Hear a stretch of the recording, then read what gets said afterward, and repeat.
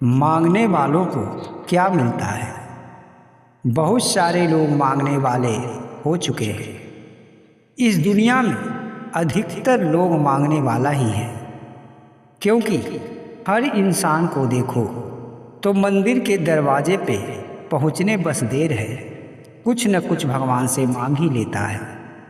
जरा सा पूजा किया और भगवान से कुछ मांग लिया। मुंह भी नहीं थकता उन लोगों को भगवान से मांगने में, पर उसे मांगने से क्या मिलता है।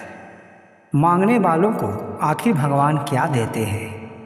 आपने देखा होगा कि कई लोग जीवन भर भगवान से कुछ न कुछ मांगते रहते हैं और उसका कोई भी मांग पूरा नहीं होता और उसका जीवन बीत जाता है। तो फिर मांगने से क्या फ़ायदा, जब भगवान से हम कुछ मांगते हैं और वो चीज़ मिलता ही नहीं, तो क्या फ़ायदा होता है ऐसे मांगने से। और कई लोग ऐसे भी हैं, उन्हें लगता है कि हमने भगवान से मांगा और मुझे मिल गया। तो क्या सच में भगवान से मांगने से कुछ मिलता है? भगवान के सामने प्रार्थना करने से क्या भगवान उसकी प्रार्थना को सुनकर उसे कुछ देते हैं जो वो चाहता है? ये सब जानना है तो वीडियो के अंत तक बने रहें। अभी तक इस चैनल को सब्सक्राइब नहीं किए हैं तो सब्सक्राइब कर लें। चलिए जानते हैं कि मांगने वालों को क्या मिलता है। आपने देखा होगा या फिर आप भी भगवान से कुछ न कुछ कभी मांगे होंगे, पूरा भी हो गया होगा, या फिर मांगते मांगते आप थक चुके होंगे और आपको कुछ प्राप्त नहीं हुआ। तो क्या भगवान नहीं सुनते? जो इंसान भगवान से कुछ मांगता है तो उसे ये लगता है कि भगवान हमारी मांग को पूरा कर देंगे, पर वो इंसान ये नहीं जानता कि जब तक उसके भाग्य में वो वस्तु नहीं है उसे नहीं मिल सकता, क्योंकि भगवान मांगने से कुछ नहीं दे सकते। जो जिसका जैसा कर्म होता है उसी के अनुसार उसे पहले ही निर्धारित कर दिया जाता है कि इसे क्या क्या मिलेगा और क्या क्या इसके जीवन में घटित होने वाला है। इसीलिए व्यक्ति को सर्वोत्तम यही होता है कि वो भगवान से कुछ न मांगे। और अगर व्यक्ति मांगता भी है तो भगवान से क्या मांगेगा, वो अपने सामर्थ्य के अनुसार ही मांगेगा। व्यक्ति यही मांगेगा कि मेरा जो रोग है ठीक हो जाए, मुझे धन मिल जाए, मुझे पुत्र की प्राप्ति हो जाए, मेरा दुकान अच्छा चले, मेरा सर्विस और नौकरी में तरक्की हो जाए। और इंसान क्या मांगेगा? पर जो नहीं मांगता है वो व्यक्ति ऐसा होता है जिसे भगवान अपने सामर्थ्य के अनुसार देते हैं। भगवान से जो नहीं मांगता है, जो भगवान खुद देते हैं, वो सबसे बड़ा होता है, क्योंकि भगवान सबसे बड़े हैं। उनका आकार का कोई अंत नहीं है, वो निरंकार है। इसीलिए भगवान से कुछ नहीं मांगना चाहिए, क्योंकि अगर आप मांगेंगे तो अपने सामर्थ्य के अनुसार ही मांगेंगे। जितना भर में आपका हैसियत है उतना भर ही मांगेंगे। पर भगवान अगर अपने मन से देंगे तो जरा सोचिए कि आपको वो कितना बड़ा फल देंगे, क्योंकि भगवान तो सबसे बड़े। इसीलिए इंसान को चाहिए कि भगवान से कुछ ना मांगे। प्रार्थना करना तो मनुष्य के लिए उचित है।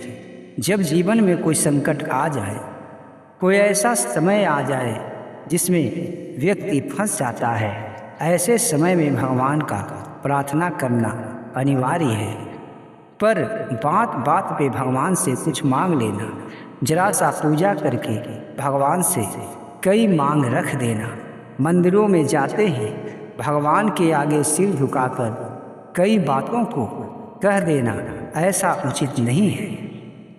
भगवान से मांगना है तो बस उसी समय मुंह खोलें जब जीवन के रास्ते में अंधेरा ही अंधेरा नजर आ रहा हो, कोई राह नहीं सूझ रहा हो, चारों तरफ से आफत घेरा हो, तभी भगवान से प्रार्थना करें। उस समय भगवान आपका रक्षा अवश्य करेंगे।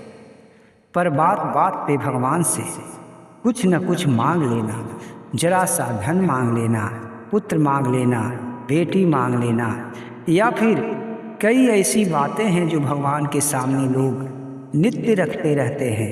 ऐसा करना उचित नहीं है, और अगर आप ऐसा करते हैं तो आपको इससे कोई लाभ भी मिलने वाला नहीं है, क्योंकि आपके कर्म के अनुसार ही आपके साथ जो हो रहा है सो हो रहा है। आप जो किए हैं, जैसा किए हैं, वैसा ही आपको फल मिल रहा है। वैसे भी मांगने वाला नीच ही होता है, पर अगर आप कहें तो भगवान से तो मांगना ही चाहिए। अगर आप ऐसा सोचते हैं कि भगवान तो सबसे बड़े हैं और हम उनके आगे नीच तो है ही, छोटा है, तो भगवान से क्यों न मांगे। पर ऐसा सोचना भी बिल्कुल गलत है, क्योंकि आप बात बात पे जो आप भगवान से सब कुछ मांगते रहते हैं, हर बात पे भगवान के सामने जाकर गिड़गिड़ाते रहते हैं, ऐसा करना बिल्कुल भी ठीक नहीं है। जरा सुदामा जी को देखिए।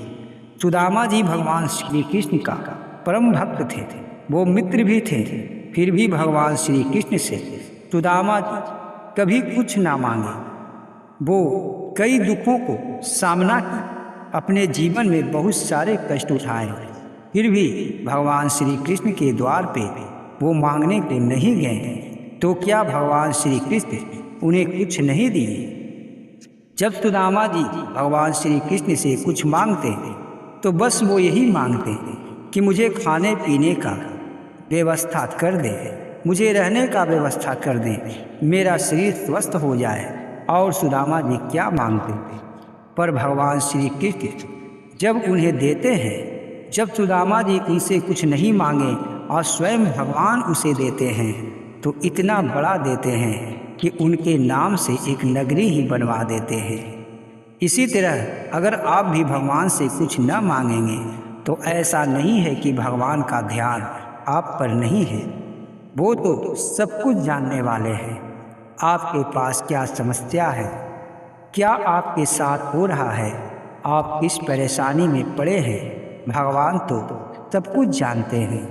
और समय आने पे अगर आप नहीं भी कुछ मांगते हैं तो भगवान आपको इतना देंगे कि आपके नाम से एक नगरी ही बस जाएगी।